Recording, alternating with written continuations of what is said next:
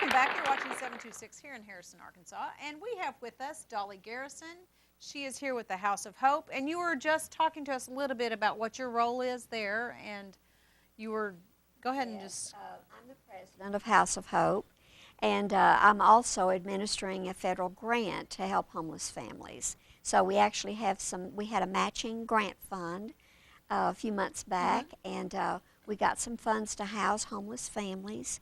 And it's just a wonderful program because we can pay their deposit and their rent for 3 months or more if they need it, their utility deposits and part of their utilities. And we help them in so many ways with case management, help them to get jobs if they don't have a job, and to take advantage of all the resources that we have in this community. Is this just for families, or is it for? No, it's for individuals or couples, but generally families get first priority. Mm-hmm. Okay.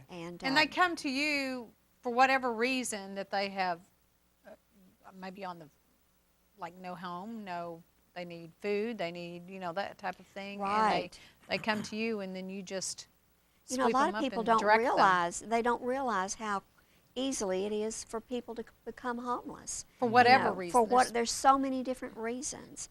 And a lot of people are just one paycheck away from disaster. Mm-hmm. The car breaks down, they have no money to pay for the repairs, so then they can't pay their rent, Mm-hmm. so they get the car fixed so that they can go to their job and keep it, and then they get evicted, and just, a child gets ill and they have to stay home with a sick child. So many things can happen. Right.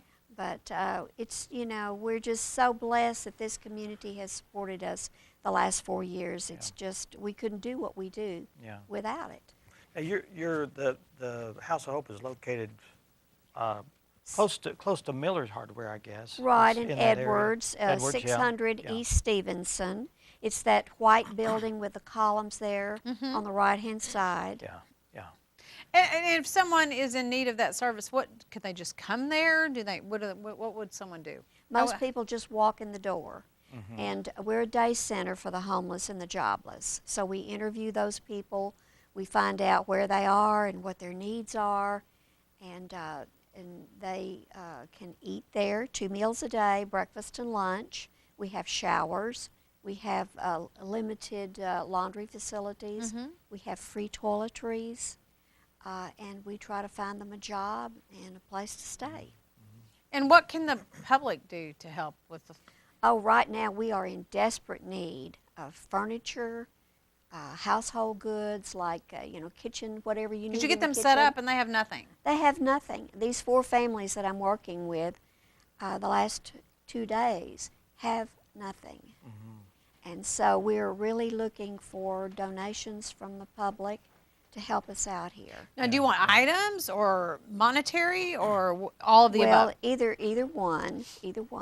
And we also need some volunteers. We need volunteer drivers.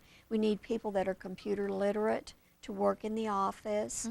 We need people to be a receptionist, to organize our toiletries and our free items that are given to us. And we need a kitchen help person that is available in case our regular kitchen person is not available. Okay. Right.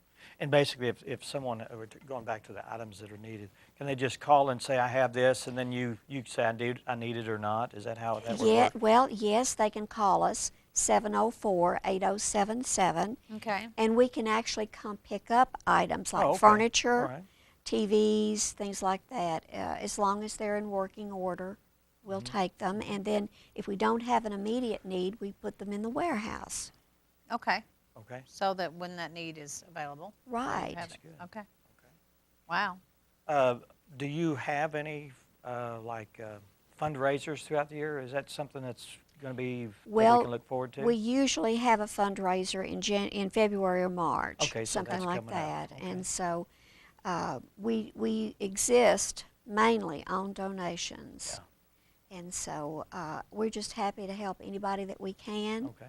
And we feel like that we're a valuable service to the community. Just a lot of people don't even know we're there. Right. Yeah, and that's the way it is with a lot of help groups. People will be in a disastrous situation, and they don't even know who to Right. ask, where Where to to turn, turn. or anything like Right, that. So you are available. Yeah, we have people all the time that they don't know about Sharing Care, they don't know about Mercy Mall or Children's Charity Ministries, they don't know about SNAP benefits, Yeah. you know, a lot of things that are available here, and we've got some great resources, and we don't really overlap with each other. Right. You know, we have different functions, and we work closely with Sanctuary and with Sharing Care, and they're all very valuable to this community. Can you counsel with people if they come in and can you give them that crossover information? Oh, we do, Yeah, yes. okay. Yes, we give them, that's the main purpose down there, is to Okay. try to make sure they're taking advantage of Yeah. all the the resources that resources. are here in this community. Okay. I want to say, if your fundraiser is something you want to make public, you're always welcome to come back and when you have specifics on it and talk about that. So that, I'd like to talk just a little bit about our newest project, Okay. Okay. which is Hope Cottages. okay. Hope Cottages will be a transitional housing facility for women with children that are homeless. We will Wow. have Nice. 8 units, so 8 families at a time can stay there up to 90 days. And while they're there, they'll get intensive training in a lot of different areas: financial management, parenting, cooking classes, how to interview for a job, how to get a job and keep a job. Mm-hmm. And while they're there, they will be in a very safe environment. Now, They're- are these cottages available? Are you looking for cottages? Are you Well, building, or how's the that old work? St. John's Day School, Yes. you know, that was in operation for Mhm. over 40 years. Yeah. It's been vacant for the last, 7 or 8 years. And so we're right now raising the funds to remodel those buildings. Oh, We've nice. been Oh, given an wow. option to lease by the Episcopal Diocese and the church here in Harrison. And so they're very excited about being a part of this. bet. So that And you need funds for Funds. that? Help we help from the do community to for that remodel project? those buildings. And the unique thing about this facility that's different from any in the country that we know of is that our local churches will be involved. Churches will adopt a cottage. Oh, wow. They will provide the ongoing support, like to pay the utilities, the insurance, and the security. And we'll actually have a monitor at the local police station.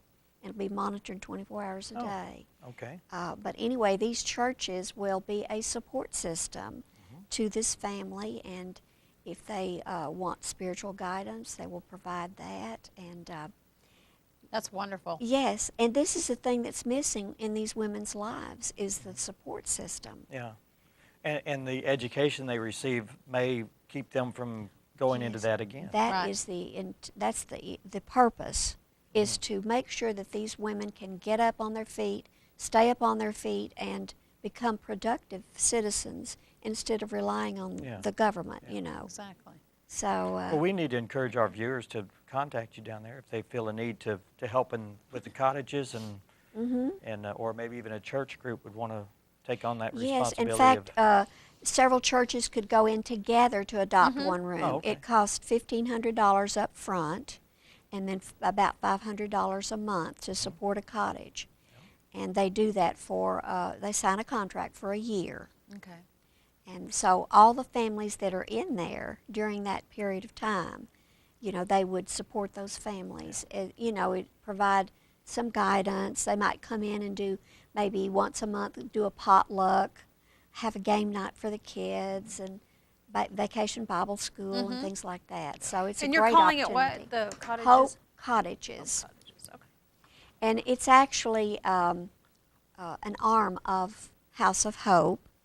Comes in under our 501c, and the interviews to select the families that will stay there will be done through House of Hope, and we'll provide some meals, we'll provide transportation, and they will get case management mainly through Shirley Smothers of the Harrison School District, who identifies at least 150 homeless students every year just in the Harrison schools.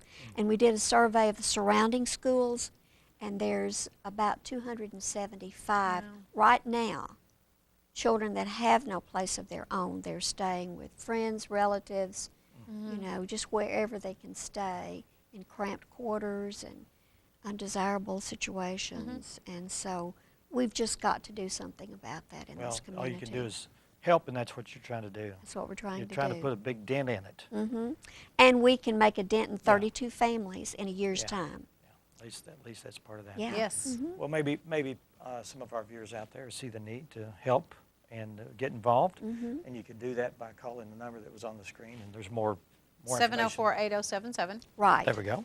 Thank you so much for Dolly, having thank me. you. Thank Thank you very you. much. I've And don't enjoyed be a it. stranger. If there's something new or excited that you want Please. to talk about, or Always Okay. welcome. just come back and we'll That talk could be your about- chair. Yeah, that's your chair. Thanks. I Thanks, Dolly. appreciate that. Thank you. Okay. All right. Bye-bye. Thank you. Up next, we have Wanda Massengale, and we have Trudy. Trudy is with her, and we'll find out all about Trudy and how you can adopt Trudy. This is a good thing today. We appreciate it. We're going to be right back. Stay with us. Helping people and helping dogs.